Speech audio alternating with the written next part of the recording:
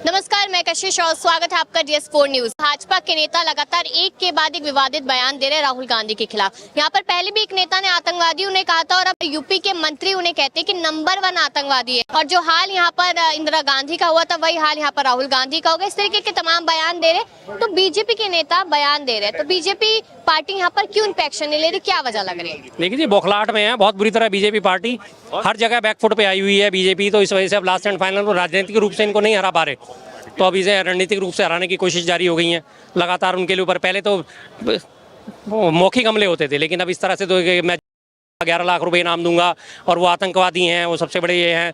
और एक उन्होंने मनजिंदर सिंह सिरसा ने भी ये बयान दिया था कि या तो सुधर जा, नहीं तो तेरी दादी का जो हाल होगा वही तेरा होगा। तो मैं साफ साफ पहले तो राहुल गांधी जी को अपील करना चाहूँगा, अपनी सुरक्षा का ध्यान रखिए। आपकी सुरक्षा इस वक्त बहुत ज़रूरी है। अब ये पार्टी जो है इस लेवल पे आ चुकी है कि कभी भी कुछ भी हो सकता है। अब ये राजनीतिक तौर पे तो हराने में कामयाब नहीं रही, अब ये किसी और तरीके से आप कामयाब होने की कोशिश में लगे हुए बड़े नेता है कल को ये कह दिया जाएगा कि जी देखो इनके ऊपर तो पहले से पहले ऐसा हो रहा था, आतंकवादी था और ये था, इनसे तो लोग खुंदक खाए बैठे थे। कोई भी घटना कभी भी आकार ले सकती है। लेकिन जो बीजेपी के बड़े नेता है वो लगातार यही बयान देते हैं कि व्यक्तिगत बयान है उन लोगों, इसमें पार्टी का कोई हिस्सा नहीं है या पार्टी जिम्मेदार नहीं है इस चीज। निकालो फिर पार्टी से बाहर उन्हें। अगर आपका बंदा आपकी पार्टी के बयान से इतर जा रहा है तो आप पार्टी से उसे बाहर क्यों नहीं निकालते? आप उसे बाहर निकालो। आपकी पार्टी में कौन लोग जुड़ते हैं? जो आपकी विचारधारा से जुड़े हुए होते हैं, जो आपके बातों से जुड़े हुए होते हैं, जो आपकी बातों से सहमत होते हैं, उन्हीं को तो लोग आप अपनी पार्टी में जोड़ते हो। या किसी विरोधी को आप अपनी पार्टी में जोड़ लोगे? नहीं जोड़ोगे ना। तो सीधी सी बात है, जब आपकी पार्टी में रहकर आपकी पार्टी का बंदा आपके इस तरह के बयान दे रहा है तो आप उसे पार्टी से क्यों नहीं निकालते? Last and final Modi ji का एक बयान आ जाएगा, अरे मैं उनके बयान से बहुत आहत हूँ, मैं उन्हें दिल से कभी माफ़ नहीं करूँगा, और उसके बाद चलो भाई लग जाओ काम पे। अब मोदी जी का तो ये हाल है, चलो भाई लग जाओ काम पे। आज तक वो प्रज्ञा ठाकुर को मैं उसे दिल से माफ़ नहीं करूँगा, और माफ़ भी कर रखा है और सब काम कर रखा है। आराम से सांसदी की मौज ले रही है, कोर्ट में जाती है, व्हील चेयर पर बैठ के जाती है, वापस आती है, फुटबॉल खेलना शुरू कर देती है। वही हाल इन सारे का है। क्यों नहीं लगाम लगाते? याद होगा आपको विदुड़ी ने जो बोला था संसद में, उसके बाद क्या हुआ? माफ भी नहीं करा उसे, कुछ भी नहीं है, कोई उनका व्यक्तिगत बयान है, और उसके बाद राजस्थान का उसे चुनाव प्रभारी भी बना दिया। अभी रमेश विदुड़ी की बात आप करें, अब रामवीर सिंह विदुड़ी जो है वो भी कह रहे कि इन सारे बयानों का मैं समर्थन यहाँ पर करता हूँ, वो ये बात कह रहे। तो सांसद एक के बाद एक ऐसा लगातार बिल्कुल दे रहे हैं, मैं तो कह रहा हूँ ना। तो जब भी ये बीजेपी के टॉप लीडरशिप कहती है कि जी हमें इनसे कुछ नहीं लेना देना है, इनके व्यक्तिगत बयान है, तो इसका साफ मतलब कि आपने व्यक्तिगत बयान देने वाले ऐसे ऐसे गुंडे पाल रखे हैं जो इस तरह की बातें करेंगे। अगर यही बयान किसी कांग्रेसी ने दे दिया होता तो आज पूरे देश में ना बाढ़ आ गई होती, आंसू भर भर के सारा का सारा मीडिया रो रहा होता, आंसू भर भर के सारे बीजेपी वाले रो रहे होते, आप और हम घुटनों घुटनों पानी में खड़े होकर बात कर रहे होते, और सारे के सारे पूरे देश में मुकदमे दर्ज हो चुके थे। ये तो मैं साफ कहता हूँ जी का ये विपक्ष की भी कमजोरी है। जब उन्होंने ऐसे बयान दिए, सीधी सीधी जान से मारने की धमकी दे रहे हैं, जब वो मनजिंदर सिंह सिरसा बोल रहा है कि तेरी दादी, तेरा भी वही हाल होगा जो तेरी दादी का हो, सीधा सीधा जान से मारने की धमकी देने का मुकदमा क्यों नहीं दर्ज करा रहे? धारा 506 लगती है, क्यों नहीं दर्ज कराते? ढीले पड़े हुए हैं। क्यों विपक्ष ढीला पड़ता है? विपक्ष को इस बारे में मजबूत होना चाहिए। मुकदमे दर्ज कराओ, 3 राज्यों में आपकी सरकार है, घसीटो इन्हें कोर्ट में, घसीटो इन्हें थानों में, तब इनको पता चलेगा, तब इनकी जबान पे लगाम लगेगी। आप सोचोगे इनकी भर्त्सना करके और मोदी जी का एक बयान आएगा जी ये पार्टी में मेरे हैं, इनके व्यक्तिगत बयान है, मैं इनसे सहमत नहीं हूँ, उससे आप ये मान जाएंगे? ये लोग कभी मानने वाले नहीं है। तो देखिए यहाँ पर खड़गे जी एक लेटर लिखते हैं पीएम नरेंद्र मोदी को, जिसमें वही कहते नजर आते हैं कि आपकी राजनीति खतरे में आ जाएगी अगर आपने कोई यहाँ पर एक्शन नहीं लिया तो इतनी सी बात की जाएगी बस खड़गे जी की। वही बात है ना, मैं इसीलिए तो मैं कह रहा हूँ, मैं विपक्ष की भी आलोचना करूंगा, मैं कांग्रेस की भी आलोचना करूंगा इस मसले पर। क्यों नहीं मुकदमा दर्ज करा रहे? महाराष्ट्र में मुकदमा दर्ज कराने गए, महाराष्ट्र के जो है उसने बोला कि 11 लाख रुपए दूंगा अगर जो खिलाएगा। थाने में बैठे हैं सारे कांग्रेसी, पुलिस वाला रिपोर्ट लिखने को तैयार नहीं हो रहा। कितने लोग थे वहाँ पे? 150-200 लोग थे, और लोग भी तो वहाँ पे महाराष्ट्र में हैं, और भी तो बड़े बड़े नेता हैं। जाओ जाके थाने का घेराव करो, 2, 4, 10, 20 थानों में जाकर रिपोर्ट लिखाओ। अगर यही बात कह दी होती पूरे देश में अब तक मुकदमे दर्ज हो गए होते, अगर ये किसी कांग्रेस ने बोल दिया होता तो। इस बारे में मैं फिर कहता हूँ, मैं फिर आलोचना करूंगा विपक्ष की। इस मामले में ढीला है, ढीला नहीं पड़ना आपको। अगर आप ढीले पड़ोगे तो आप निपटा दिए जाओगे जी। तो यहाँ पर अगर देखा जाए इस तरीके के तमाम बयान यहाँ पर आ रहे हैं और अब सबकी नजर चुनावों पर ही बनी हुई है, हरियाणा चुनाव पे, तो क्या लगता है कि इससे भी फर्क कहीं ना कहीं पड़ता हुआ नजर आएगा? हरियाणा चुनाव में तो फर्क पड़ चुका। हरियाणा चुनाव में तो कांग्रेस वन वे आ रही है। हर हालत में कम से कम करीब ऑन एन एवरेज उनकी 55 से 60 सीटें कन्फर्म हैं ही हैं। हरियाणा में तो आप हाल देखो, बेहाल कितना हो गया बीजेपी का। हरियाणा के जो पहले जो गृह मंत्री थे अनिल विज, उनका हाल देखा ना, कैसे बैठ के रोना रो रहे हैं वो। मैं 5-5 बार का विधायक हूँ, मुझे मुख्यमंत्री के तौर पे पेश क्यों नहीं करा जा रहा, मैं दावेदार हूँ, मुझे क्यों नहीं आगे करा जा रहा। और 9.5 साल के मुख्यमंत्री जो थे आपके मनोहर लाल खट्टर, वो पोस्टर से गायब हैं। उनके चेहरे पोस्टर्स में नज़र नहीं आ रहे, उनकी जनसभाएं नहीं हो रही। क्यों? क्योंकि उन्होंने काम नहीं करा। उन्हें पता है कि हालात हमारी खस्ता है, कहीं पे हमारे को बीजेपी के नेता जा रहे हैं, गाँव में जा रहे हैं, उन्हें भगाया जा रहा है, दौड़ाया जा रहा है, भाग जाओ यहाँ से नहीं तो तोड़ देंगे तुम्हारे को। ब्रजभूषण शरण सिंह के बारे में साफ बोल दिया कि अगर विनेश फोगाट के उधर आ गया है या आ गया प्रचार करने, टांगे तोड़ के भेजेंगे। सही कह रहे हैं वो, जब उनकी बहन बेटियों के साथ अत्याचार करोगे तुम और वो बैठे देखते रहेंगे, देखते रहेंगे, नहीं देखेंगे कभी भी। तो बीजेपी तो वहाँ से साफ है, बिल्कुल साफ है। हार्डली 20 सीटें अगर आ गई तो आ गई, बहुत बड़ी बात है 20 सीटें भी। यहाँ पर तो बीजेपी में आपसी यहाँ पर कहीं ना कहीं तनातनी देखने को मिल रही है हरियाणा में। आपने यहाँ पर अनिल विज की और खट्टर जी की बात की, तो खट्टर ने कहा है साफ तौर पे यहाँ पर कि अनिल विज को तो बनाएंगे ही नहीं, क्योंकि यहाँ पर तो नायाब सिंह को ही आगे कर रखा, उन्हीं का चेहरा है यहाँ पर। वही तो कह रहा हूँ ना कि अनिल विज को नहीं बनाएंगे तो जाहिर सी बात है अनिल विज भी अपने परेशान होंगे, वो भी रूठ के बैठेंगे। अब वो जीतते हैं नहीं जीतते और उसके बाद रूठेंगे बैठेंगे आपस में, 2-4 फिर इधर से उधर हो जाएंगे।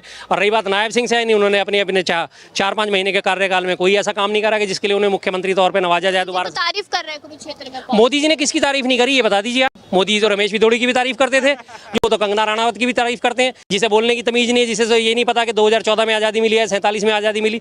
मोदी जी तो अपनी पार्टी के सब लोगों की तारीफ करेंगे, सिर्फ उसी की तारीफ नहीं करेंगे जिन्होंने तारीफ के काम करे हैं। वो नेहरू जी की कभी तारीफ नहीं करेंगे, वो गांधी जी की कभी तारीफ नहीं करेंगे, वो राहुल गांधी की कभी तारीफ नहीं करेंगे, वो कांग्रेस की कभी तारीफ नहीं करेंगे, वो इंदिरा गांधी जी की कभी तारीफ नहीं करेंगे जिन्होंने भारत को पहली परमाणु शक्ति बनाया, पहला परमाणु परीक्षण भारत का जो हुआ इंदिरा गांधी जी के राज में हुआ, वो कभी उनकी तारीफ नहीं करेंगे।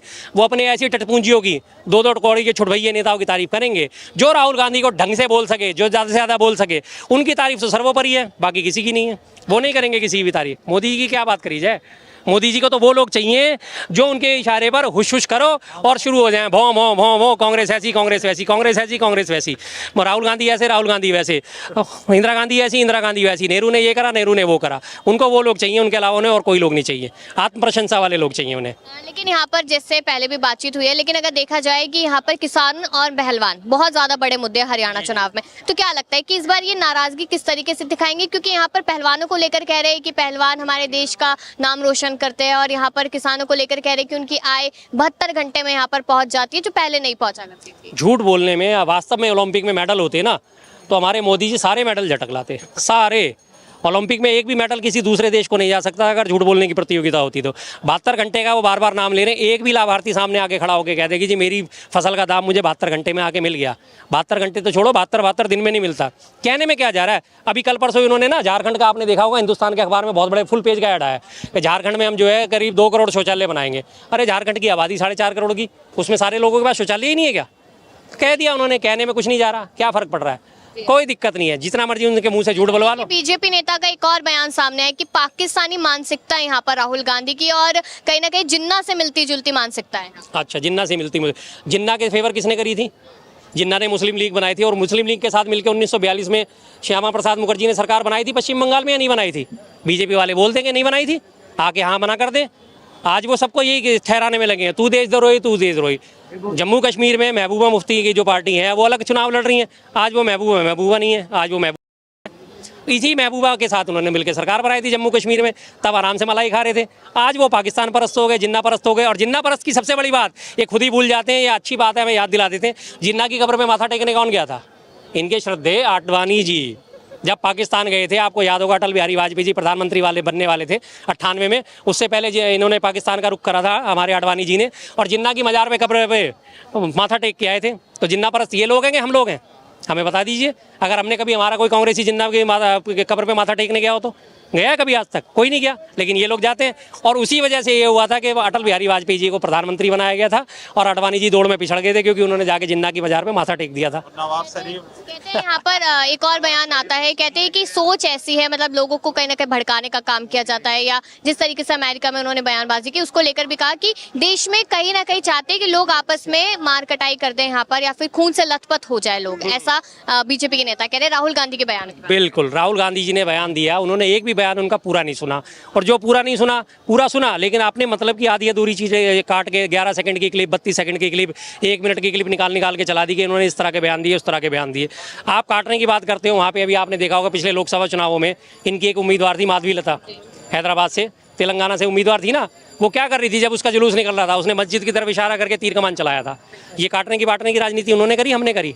टाइगर राजा सिंह है वहाँ पे, लगातार कहता है हिंदू एक हो जाओ, मुल्लों को छोड़ेंगे नहीं। मुल्ले कौन है? अभी आप कौन सी जगह पे इन्होंने बात नहीं करी?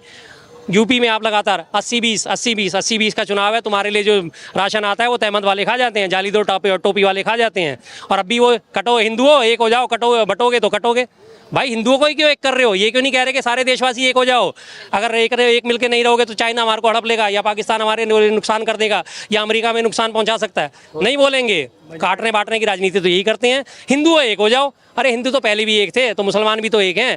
कैप्टन अब्दुल हमीद को भूल गए, परमवीर चक्र विजेता का भूल गए, अशफाकुल्ला खां को भूल गए, जिन्होंने आज़ादी के लिए फांसी का फंदा चूम लिया था, उनको भूल गए। मिसाइल मैन अबुल कलाम को भूल गए। नहीं, काटने बांटने की बातें खुद करनी है।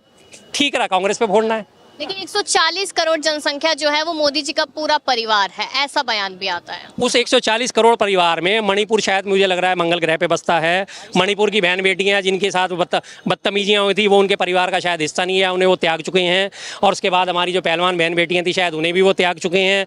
अभी अभी ताज़ी अयोध्या में जो है राम मंदिर में सफाई कर्मचारी का काम करने वाली जो लड़की है, उसके साथ रेप हुआ, वो उसे भी त्याग चुके हैं। कठुआ में, उन्नाव में, हाथरस में, जहाँ जहाँ जितने जगह रेप हुए हैं और बीजेपी शासित राज्यों में रेप हुए हैं, वो उनको सबको त्याग चुके हैं। अंकिता भंडारी हत्याकांड आज से 2 साल से ऊपर हो गए, उत्तराखंड में हुआ, बीजेपी शासित राज्य में हुआ, वो उनको उस बहन बेटी को भी त्याग चुके हैं। उस 140 करोड़ में वो इन सबको तो घटाए बैठे हैं। इनको क्यों नहीं गिनते वो कि ये भी मेरे हैं? क्यों नहीं गिनते?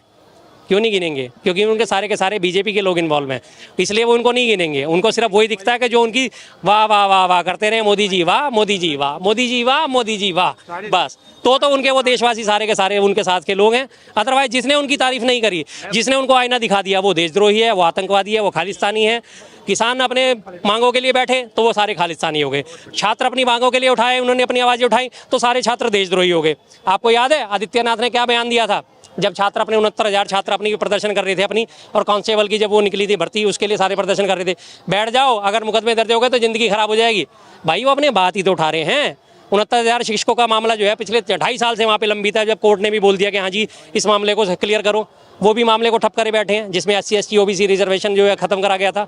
तो वो सारे लोग कहाँ हैं? वो 140 करोड़ में शामिल क्यों नहीं होते ये लोग? इनकी कितने लोग हैं? इनके सिर्फ 23-24 करोड़ लोग हैं जो बीजेपी करते हैं 24 घंटे। वो इनका परिवार है, वो इनके ऐसे लोग हैं। इनके परिवार में शामिल कौन है? प्रज्वल रेवन्ना, 3,000 औरतों का यौन शोषण का आरोपी, उसके कंधे पे हाथ रख के वोट मांगते हैं। तो ये भी आपके परिवार का हिस्सा है ना, तो उसके लिए आवाज़ क्यों नहीं उठाते? नहीं उठाएंगे क्योंकि वो उनके बीजेपी के सपोर्टर है। आप बीजेपी सपोर्ट करो और आप जितने मर्जी काम कर लो, जितने मर्जी कर्मकांड कर लो, आपको स्वर्ग यहीं मिल जाएगा। चलिए, यहाँ पर तमाम सवालों के जवाब मिले हैं और कहीं ना कहीं अगर देखा जाए तो राहुल गांधी को लगातार बीजेपी का एक नेता टारगेट कर रहा है, अलग अलग बयान यहाँ पर दे रहा है। इस मुद्दे को लेकर आपकी क्या राय है, जरूर बताइएगा और देखते रहिए DS4 न्यूज।